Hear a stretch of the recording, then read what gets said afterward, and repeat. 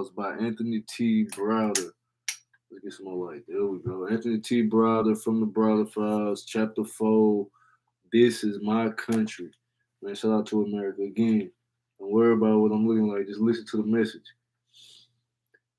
Quote, some people think that we don't have the right to say, this is my country.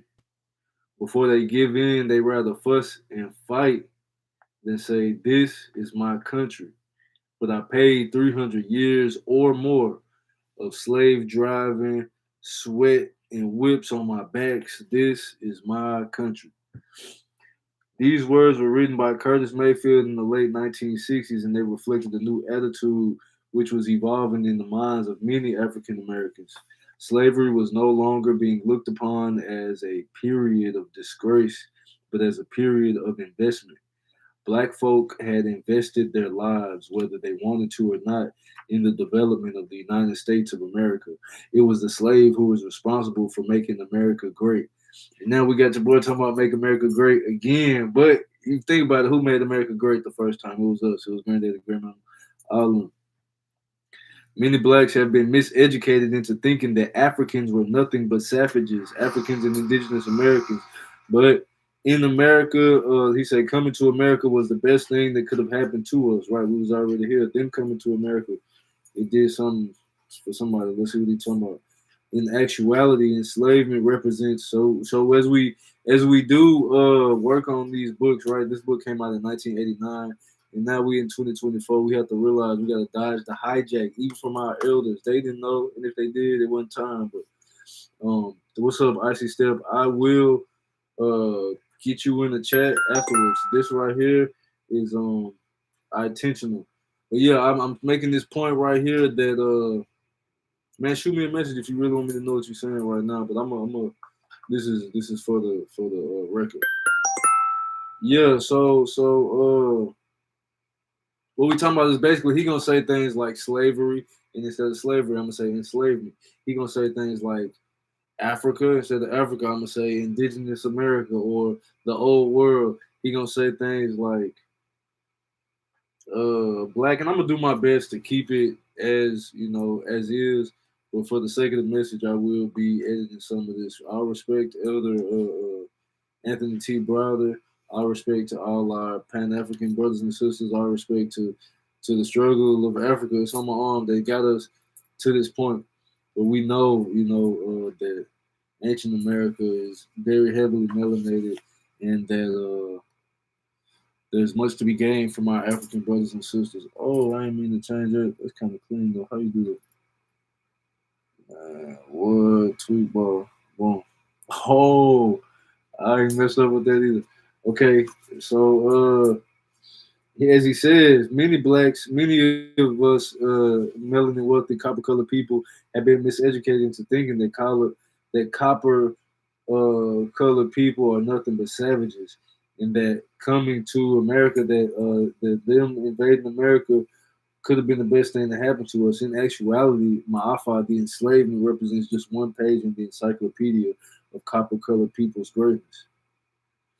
Many people forget that there was an all out effort on the part of the enslaver to see to it that every positive memory about the old world was erased from the mind of the enslaved. Memories of thousands of years of productivity were replaced with images of worthlessness. In order to keep an enslaved person enslaved, he was made to believe that he was worthless. Even today, 400 years after the fact, I mean, that's what they said.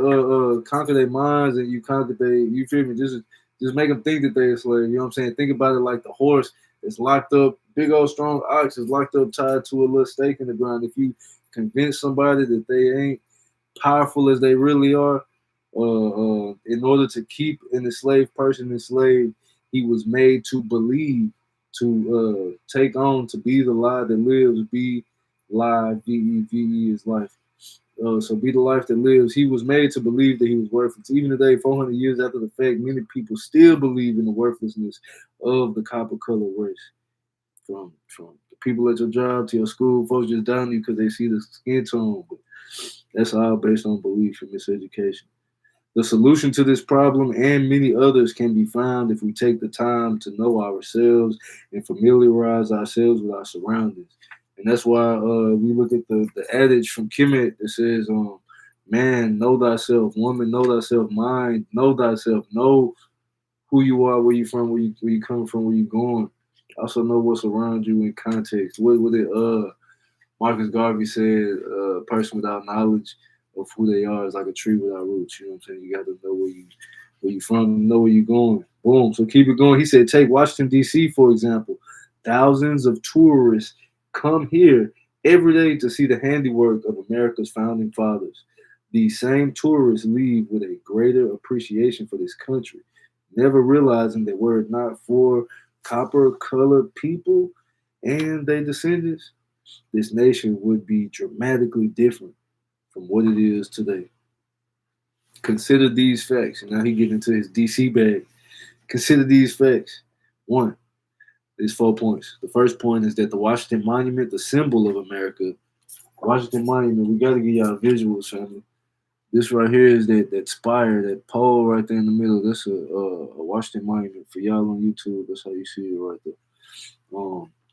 In Kemet, I want to say they call it a Tekken. If you ever played that game, Tekken, the fighting game, it's a Tekhen, Tekken. And I'm still learning, so hit me in the comments if you got more knowledge on that. The Washington Monument, parenthetical, the symbol of America, is the tallest structure in the metropolitan area. No other structure is allowed to obstruct its view. This is because the Washington Monument was fashioned after an indigenous monument called an obelisk, which was symbolic of the regenerative powers of God. Again, Washington Monument in DC, also known as an obelisk to the Greeks. Originally, what I learned was it's called a Tekken, and Kemet is the tallest point in DC, so no other building can go higher than that. And so in Nashville, which is also a metropolitan, we have two of them. We got twin Tekkens. They sit on top of the Batman building. The two spires up there. I just had the thought. Imagine if when they constructed it, they pulled some of these Tekkens from around the world. They got some like Kemet. They might have found them right here in Nashville, but just built them right into the thing. This is two piece. This is my conjecture. But just know that the same thing applies in Nashville. Those two spires, nothing goes higher than it. You might got like the Pinnacle building or all these other buildings. They get up there close, but this is some ritual that they doing. You know what I'm saying? It is the symbol, the design of the Lincoln Memorial. This is the second point about DC. And in the context, he says that it is important for copper colored people to know who we are and where we're from and what's around us. What it say? He says it can only be found if we take the time to know ourselves and familiarize ourselves with our surroundings. So his second point about the surroundings of DC is that the design of the Lincoln Memorial was patterned after a temple in honor of Ramesses II. Ra-Mesu is his Kemetic name. Mesu meaning drawn from Ra. Ra is the sun. So he's the second. Ra-Mesu. Ra Moses, basically. Rameshu II constructed approximately 1,225 BCE, 1,225 years before the birth of Christ in Nazareth. Ramses II was a pharaoh in the 19th dynasty in Kemet, in Egypt. So he's saying that the Lincoln Memorial in D.C. is almost a one-for-one copy of uh, the Temple of Ramses. You know, you see that giant statue of Ramses sitting on the thing like that. They did the same thing, just copied that for Abraham. But notice he Melungeon, which this is the Washington, this is Lincoln Memorial. This is it's also tied up and locked in with over here for YouTube. It's tied up and locked in with the geography from place to place of how far these sites are. The Washington Monument to the Lincoln Memorial to Memorial Hill Park to Big Ben. Boom. So keep going. His third point is that the designation of Meridian Hill Park, aka Malcolm X Park, aka Malik El Haj El Shabazz Park, was designed to align this city to the same meridian as the pathway of the sun, which passes through ancient Kemet. So there's a park in DC called Meridian Hill Park. The locals they call it Malcolm X Park. When I lived in DC, we would go up there for drum circles, boom boom. The energy is potent. It lies on the meridian You can stand out on the street and watch, and you can see the White House down one end. You can look to the left, you'll see Lincoln Memorial. You look to the right, you'll see some other things off in there. But just know that Meridian Park is connected to the ley lines and the stars above. Fourth and final point that he makes on DC: the layout and design of this city would not have been possible without the assistance of blah, blah, blah, blah, blah, blah, Big Ben, Benjamin Banneker, America's first copper colored man of science. Big Ben, brother Ben. Now, if y'all know about London, that big clock tower in London is called Big Ben, named after the brother, the more Benjamin Banneker Bay, copper colored indigenous Renaissance man. Fit, bro, Ben Banneker, Ben Bay. It is no accident that the so called founding fathers sought to recreate here in America the same energies which guided and directed our ancestors in ancient Kemet. They utilized indigenous architecture, science, and symbolism. They removed the Kemetic signature. Only a properly trained eye is capable of seeing the truth. So he's saying that it ain't no accident that the quote unquote founding fathers were basically jacking and ripping off of ancient canon. They wanted to use the same thing. They want the energies that's flowing from the stars in alignment with Sirius and the sun and the moon, that's hitting the front doors of the White House, that's hitting the resting place of Abraham Lincoln, that's hitting they wanted that in alignment. They couldn't do it themselves. Man. Them cracker boys up out of France and Europe, and more specifically where they come from, Britain and Germany. Them boys didn't know what they were doing. Man. They said, hey, nigga, man. Come on, nigga, man. Copper color, man. Use that big brain, big Ben. Build us a city, man. Do what your granddaddy did. I know it's in your DNA. So, yeah, that's what they talking about that part. Only properly. So now us in the modern day, it's like there's a church downtown Nashville. If you know what you're looking at, as far as ancient Kemet, there's a right above. This is what we used to do in ancient Kemet. We'll have it right above the door. It's all the message at the threshold. And above the door, if you look in the Matrix, you'll remember that scene that says, "Man, know thyself." That's what this is about right now. But also, if you look at that church downtown, it's on the corner of I want to say Church and Seventh, First Presbyterian. If you check out, they got the two twin spires, right? The Tekanui. Tekken is the singular term for obelisk. For two of them, it's a Tekanui. Tekanu. They had the two. You look at any church, man. Look, they got the two pillars at the door. They might look like these Tekken right there. Look, this how it came in right here. You'll see. Look at the doors. You see the doors right there. Them two doors into the entryway into the pyramid. You'll see that in front of every church, every court building, and so forth that's designed in the ancient ways. Masons basically look at that. But to keep the point is, downtown in Nashville, they got the First Presbyterian. Go down there and look at it. Above the door, you're gonna see a sun disk, and on the sun disk, you're gonna see two snakes, and off them two snakes, you're gonna see wings. That's called the Herubadet. That's the rising sun in the sky on high. I said that to say that if you have the eye to know what you're looking for and what you're looking at, you will see the truth. Further attempts to utilize the knowledge of the indigenous people can be found in the development of masonry in the early foundation of this country. The masons pattern, so masonry are builders, concrete masons, steel masons, rock masons. A mason, my son, is a builder, a carpenter, construction worker, for lack of a better term. We go on to say that the masons, they pattern themselves, they pattern the checkerboard. They pattern themselves after the so-called mystery schools of the ancient old world. Many of the founding fathers were Masons, as were all the generals who fought in the Revolutionary War. George Washington insisted that only his Masonic brothers, could command his troops. So he basically said, man, it's nepotism. If you ain't no Mason, you can't be a general in my troop. You know what I'm saying? You can't be no commander. You feel me? And that's George W. who said, he's talking about cherry trees and all that. The link, the links between masonry and ancient Kemet are irrefutable. Not only, this is going crazy. Okay, the links between masonry and ancient Kemet are irrefutable. Not only are the symbols of masonry derived from the Kemetic culture, but so is the name. The word mason, from the Latin mas and son, means child of the sun. Well, son, I guess master, soul master, yeah. You don't have to do our etymology on that one, family. The recipients of the highest levels of education in Kemet were called the sons and daughters of light, i.e., children of the sun. So I know we use Latin, summa cum laude, magna cum laude. The Kemet is the sons and daughters of light, or the children of the sun. There's another name for our people.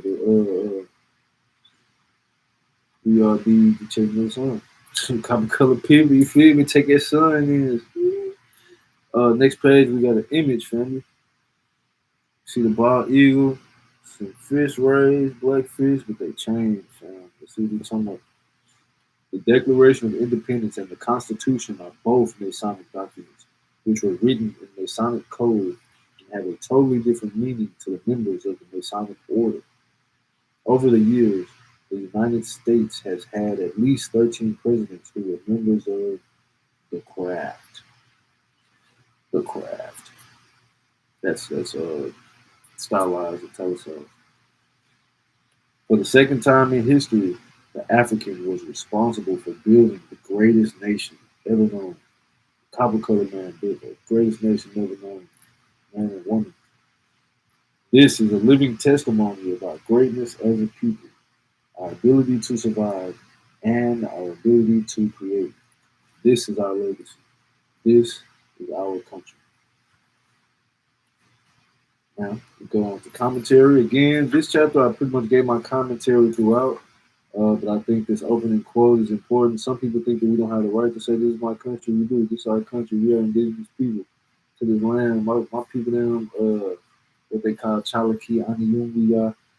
You might see it in my bio if y'all on my Instagram. Cherokee Chief Rocker. This word to who's that? Most Dev. He's a Yasin Bey. Number one, Chief Rocker. Chief Rocker, Cherokee Chief Rocker. That's it. They boom boom. So yeah, we on that. Blackfoot is my family down in Mississippi, Liberty, and we also know we got Choctaw and Creek up in here too. And then salute to my Seminole family. So man, we out here tribed up. So some people think we don't got the right to say it's my country. They try to erase us, paper genocide, and so forth. But this is our country. They try to tell us our land is over there. It's right here. Before they try to fight. Boom, boom, boom. But Tether's coming over here, man. I'm tell you, this is our country. You know what I'm saying? We've been living here for 300, 400 years. Let them tell it. Let us tell it. We've been here forever. You know what I'm saying? It's our country. You come, like you said, you go anywhere, right? You see people, look at war, study war, right? Study war. Any invading nation, invaders, right? They do what they can. Have they ever defeated all these people? You just genocided all these people? I doubt it. You say they didn't say they did, but really they did in the eyes of the law. You just put them in chains, tell them they this, tell them they that. The whole time they forget who they really were, so that way you can get that land. You know what I'm saying? This is the land. You feel me? Tie the land of milk and honey. So it's like, damn, they so tied into the land. We can't just kill them all. They know everything. We can't kill them all. The land will eat us alive. But we have to keep them alive. That's the basis. They learn some of that stuff. Man, this is conjecture, man. Go ahead and get in there. My commentary on his actual writings is that one, Curtis Mayfield did his thing. Two, that the names need to be updated. When I rewrite this in my style, we're gonna talk about Nashville, for example, the Batman building, the design of the Bicentennial Mall, which will be a part of the memorial. I'm gonna do my research on what that'll be. But who designed the city? We can even look at William Strickland, right? He made he designed the Capitol. First, he did all the work in Philadelphia, designing all those capitals, and state buildings and so forth. Then he was He did a bunch of stuff though, but check out William Strickland, man. He did the Capitol for whatever reason. He put that mound downtown and chose that. We know Nashville is the home of Choctaw Creek and Cherokee. I don't know any wealthy people. You know what I'm saying? Look at the pyramids from here to Chattanooga to East Knoxville and all that. You know, we've been up and through here, mound builders and Mayans and Olmecs and you know what I'm saying, whatever name has been niggas up and down, boom. So it ain't no accident that they you feel me. So when I talk about that, I'm gonna look at Strickland, his plans for the city, for the state. He also did some work in Louisiana, but his main work was in Philadelphia. William Strickland, 1845. So what was going on that hill, that mound down there? And then when did they actually include it to start busting inside? Because you know it's an elevator. You go up on that hill to the mound, the Capitol building, and you can get the elevator. Ask Justin Jones. Ask what's the dude's name? Justin from Bowden, man. Ask them folks, but they'll tell you go down in that mud. You can come out the side. I'm talking about it's a big old pyramid, right? Since when you know the check any study war, right? Not only do they take prisoners of war and enslave them, look at the Romans, they did that in all those places, Etruscus and so forth, Carthage. They say down with Carthage. That was how they greeted each other. Like, hey, we're rising, kill Carthage, fuck niggas. You know that was the lifestyle that the Romans were living. So what you think they did when they came over here? Niggas out here walking in gold. We got mountains with pyramids made out of earth. Come on, feet. But the state capitol is built into a mound. The building is on top. You can get in the elevator, go down. The Congress meet over here. The House Representatives meet over here. You can come straight out that mud on Church Street. You know what I'm talking about? We talking about the state capitol in Tennessee being the hidden pyramid in the mound. So boom, as I rewrite this on the book, what I would end up talking about is the indigenous signature, not just the African signature, but we would look at the mound builders, the the Mayans, the Olmecs, the Mounds people. We get more specific on this indigenous copper color part, but definitely the link between masonry. So if we talk about like Bicentennial Mall, the Masonic Playground, and so forth, that'll come. So let's get into his commentary and wrap this up. When I made my first trip to Africa in 1980, he became aware of the numerous truths which had been missing from all the history books that he'd read. In 1985, he became aware of the kinetic symbols which were everywhere to be found in his new hometown of Washington, D.C. After a year of extensive research, he began conducting field trips throughout the city and shared with various groups of discoveries that he referred to as America's best kept secret. This is the tour. He still does to this day. Over the past decade, thousands have taken his indigenous centric tour of Washington, he calls it his African centric tour of Washington, D.C. By decoding the symbolism in the local architecture, he has shown people how to see the truths which have been hidden in plain sight. They've learned to recognize the ancient Kemetic presence in the nation's capital. 4 point. For example, the story of the Nile Valley contributions to civilization is etched in stone on the doorway surrounding the entrances to the Adams building of the Library of Congress. Stick around, family. I'm gonna jump that up. If you're up on the YouTube, you'll see I'm gonna post the screen share. I may turn this screen on so you can see it too. 2. The Jefferson Building of the Library of Congress tells the story of the evolution of humanity from the African to the European in 33 carefully carved heads that surround the building. Family, stick around. Pull it up. The Washington Monument tells the story of Asar, the first resurrected Neter, the god, and the symbol of his son Heru, is located above the elevator inside the monument. Whoa, I got to get in there. I didn't know that. I've been to the monument. When I went to the monument, it was under construction. Also, DC is another monuments here. Maybe you trying to go get you some Marvel soldiers, man, about trying to run around the city and like touristy stuff, but that's what it gets you, man. It's not corny to look at the tours. Symbols on the western grounds of the Capitol building indicate the mission of America's lawmakers. And when I went on the tour with bro out in DC, he was showing us all this ancient Kemetic stuff right in plain sight. We didn't go to none of these places. I think we did. No, we didn't go to these places. We went somewhere where they showed the door with all the heads of the people, but I'm gonna pull them up on the video right after we can go. Continue his commentary. He says the desire of America's founding fathers to recreate the spirit of ancient Africa can be found throughout the United States if you know what to look for and where to look. I've seen similar symbolism on buildings in Chicago, Indianapolis, St. Louis, New York, and other cities throughout America. He's saying those with eyes to see and ears to hear will always catch the message firmly. Train yourself up in the ways so that nothing can slide past you. Final paragraph. He is convinced that this country is his country too, and so am I. My ancestors inspired its creation, helped build it from the ground up, and died defending it. As their descendants, we have yet to receive the full benefits of their labor. We, therefore, have an obligation to claim our legacy, celebrate our greatness, and preserve our heritage for the generations who will follow us.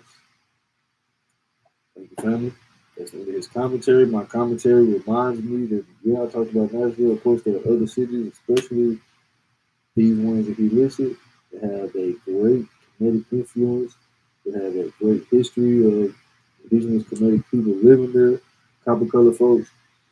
One thing that I think is important to highlight before I wrap up this portion of the video is his commentary on the Washington Monument. I didn't tell the story, but I'll tell it. So there's a story we should all know. If you don't, listen. Brief summary. Uh, okay. In the beginning of creation, there's all the primordial darkness, the super black ether, and consciousness. And consciousness wants to create itself. And so then the darkness, out of the darkness, the mind says, oh, I'm alive.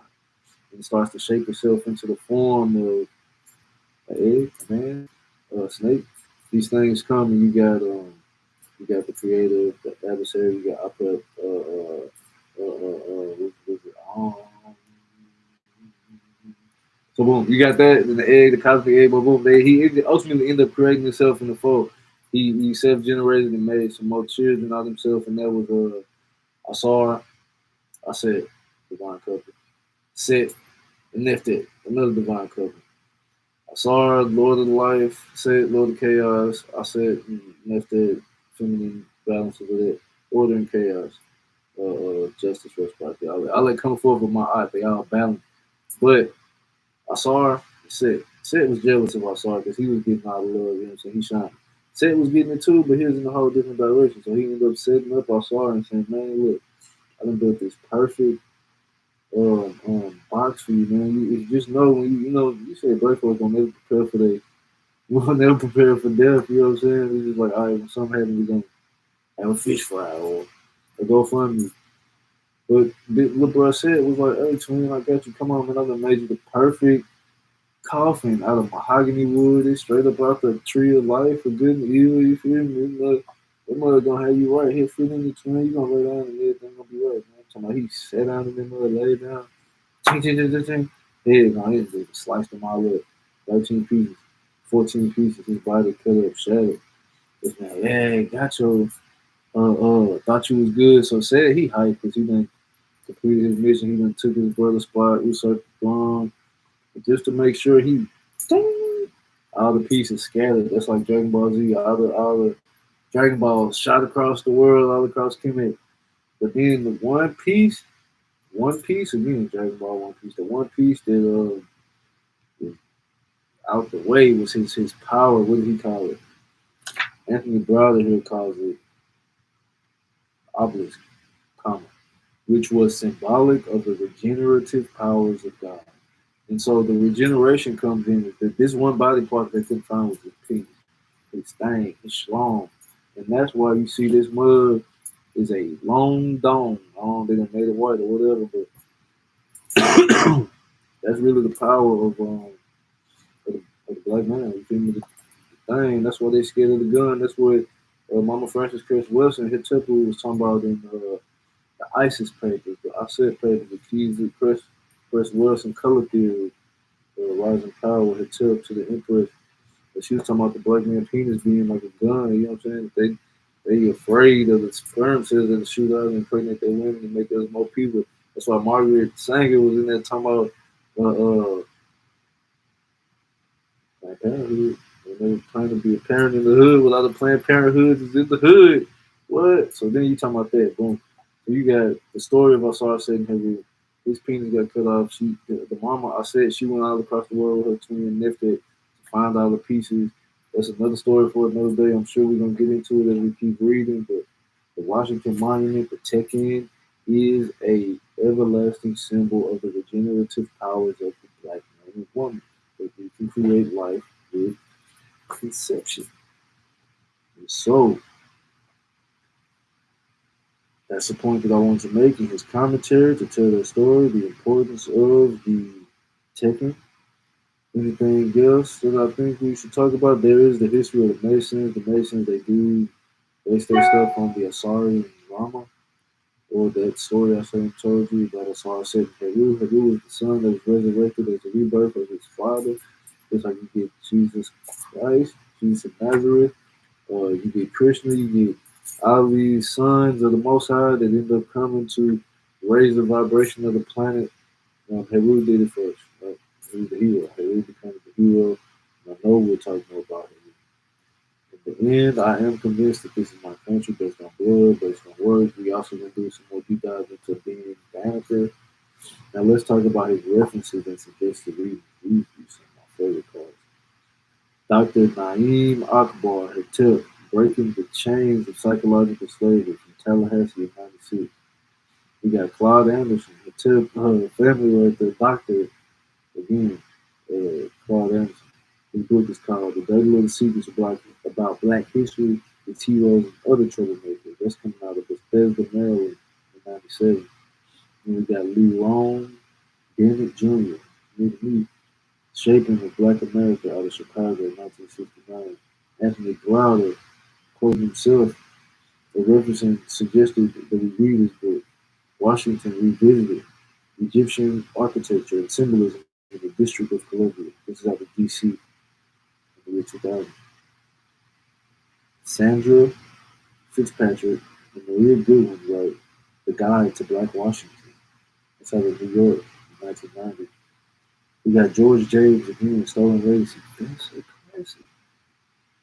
That's coming out of San Francisco, 76.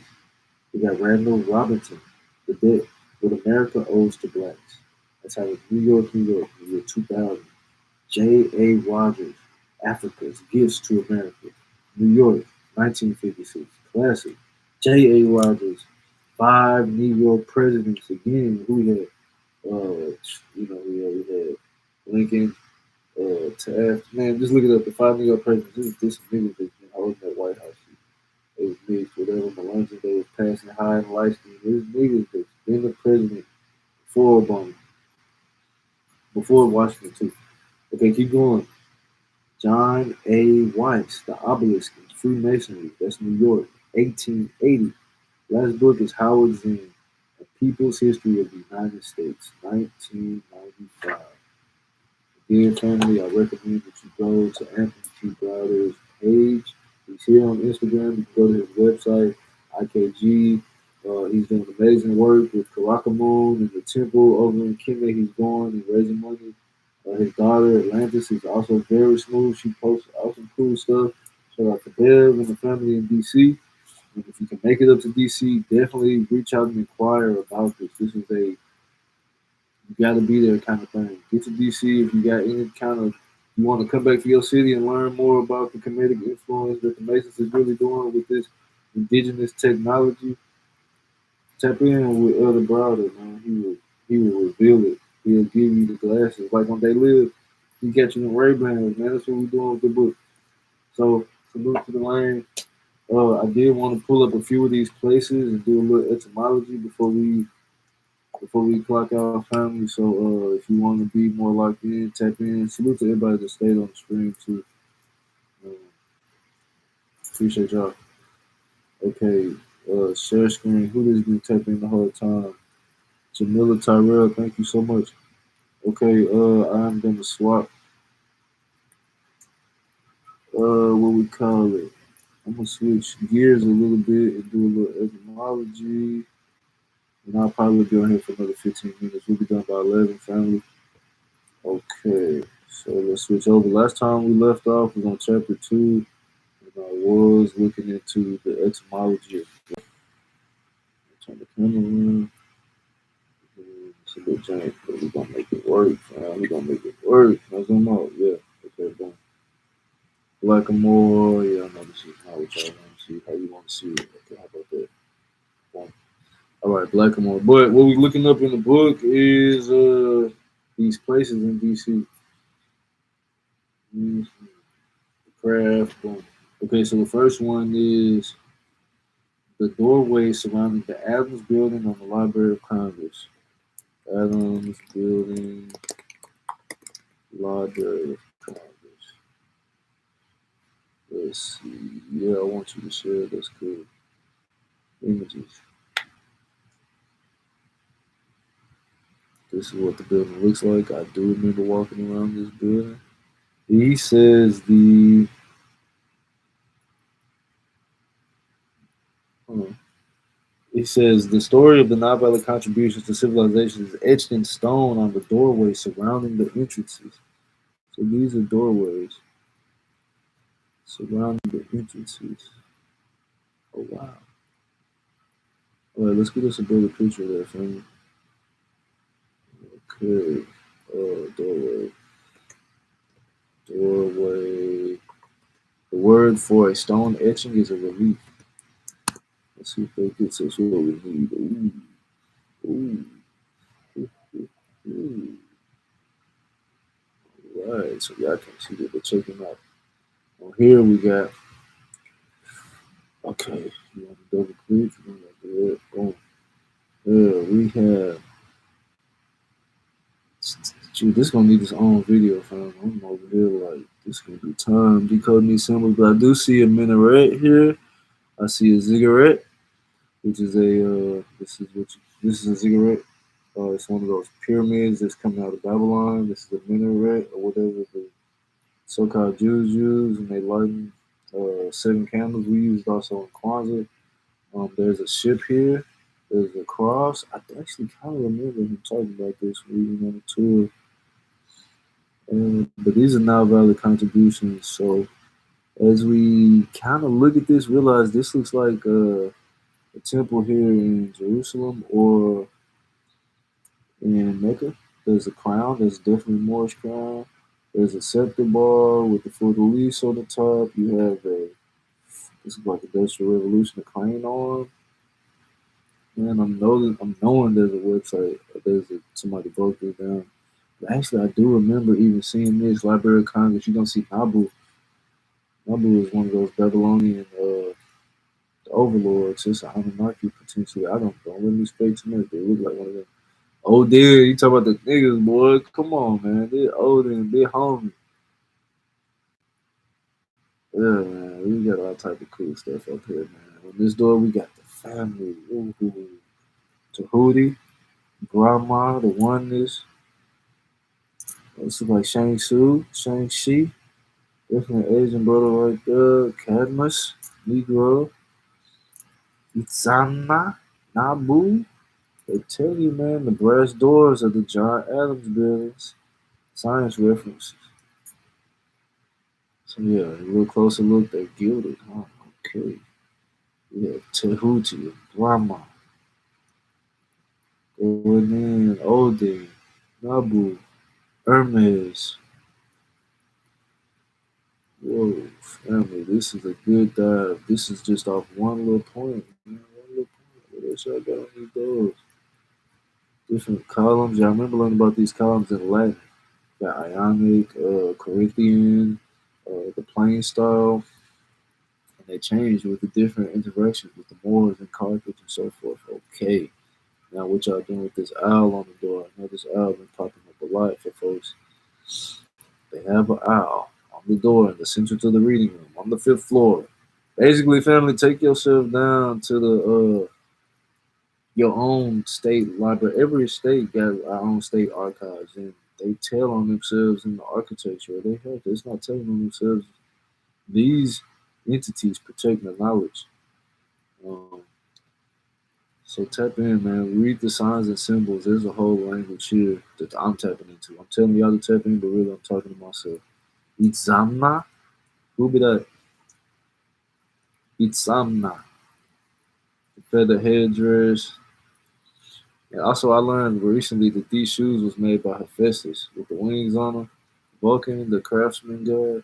Okay, that's the first point. He wanted us to check out the Adams Building, the Library of Congress. He also wants us to check out Jefferson Building of the Library of Congress. They knew what I was looking for. Thank you, algorithm. Jefferson Building, specifically the 33 carved heads that surround the building. 33, as we may or may not know, is one of the primary numbers for the highest degree of Masons. You got three more degrees that are kind of. Come on, man. We're not talking about Masons right here, but let's look at these 33 heads that we say are surrounding. This is FMT Browder again. Salute, brother Leo Fo. Ooh, wee. Check them out, family. Epiphany, salute. But we looking at this book right here, going into some of the secret signs and symbols. These are at the Thomas Jefferson Building of the Library of Congress in Washington, D.C. In the book, he tells us that the Jefferson Building of the Library of Congress tells the story of the evolution of humanity from indigenous to European in 33 carefully carved heads which surround the building. And I'm looking at these, I see nigger lips, I see white folks, I see indigenous didn't know about the Masons, but shout out to 33. Yeah, man, the Masons, man, that's a whole other video, but they do degrees. As you learn more and more about the world again, I'm learning just like everybody else. But I think it's pretty common knowledge that 33 and 36 are two of their biggest uh, levels where they start to share information. I think it's at that point that the Masons get to know a bit more about who they're working for and what their aims are. Man, what is this?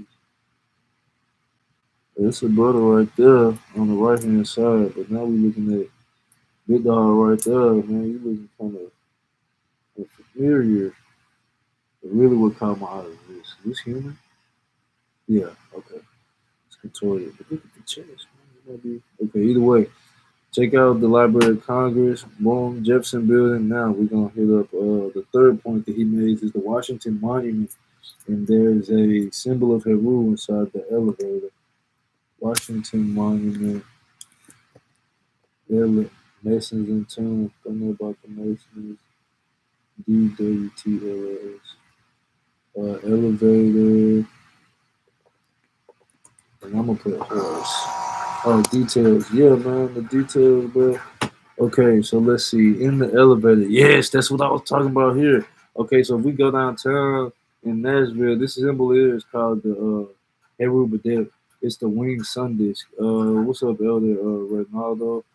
Man, we talking about some of the secret symbolism in these metropolitan cities. Right now, we're looking at the Heru Badet that is on top of the elevator in the Washington Monument, which is a symbol of Asar. The Heru Badet here is a winged sun disk, and it represents the sun on high, the sun traveling through the cosmos to bring light to our world and information. There's the six-pointed star in the middle of that. We can talk about the hexagram and the symbology connected to Saturn, but also six points is going to reflect the spiritual nature of human beings. Um, you see that with Solomon and so forth. But this right here is at the base of the Washington Monument. You feel me? This is what I was telling y'all about the big black penis that they done made white.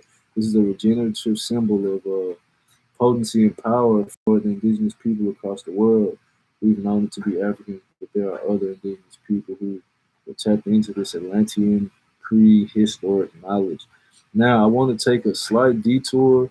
This is Nashville. No, this is Washington, D.C., the Washington Monument in D.C., but I am going to show you there's a Heru Badet in Washington, D.C. at the First Presbyterian Church in Nashville, and the reason I know this because I used to work at a tall board building, Skyrise, right across the street, Nashville. Boom, and it's a cool looking building, right? Is this it? The one downtown. Here you go. The one downtown, and then you look on the inside, man. That's straight up a Kemetic temple. Okay, we talking about DC. I know. Shout out to Kiana jumping in. My computer trying to wheeze, but family, we talking about Elder Anthony Browder.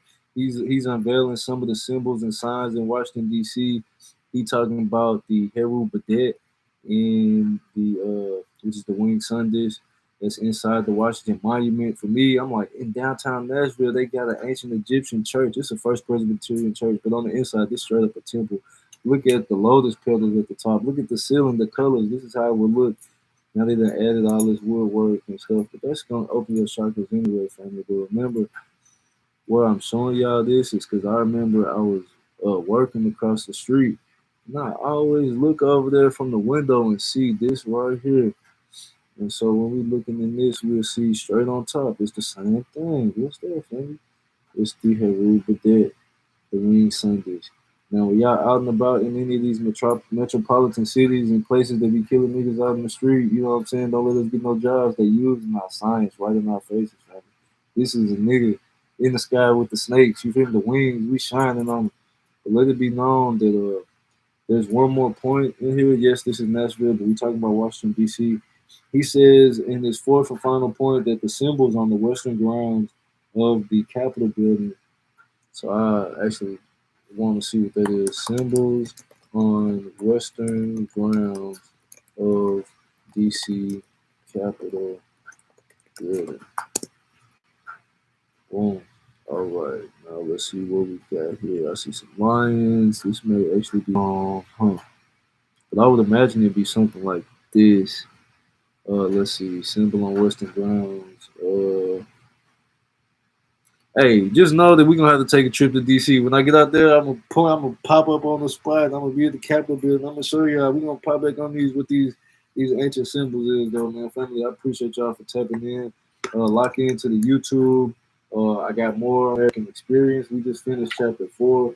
If you want to get more about this information and seeing the symbols, go to Washington D.C. Tap in with Elder Anthony T. Browder.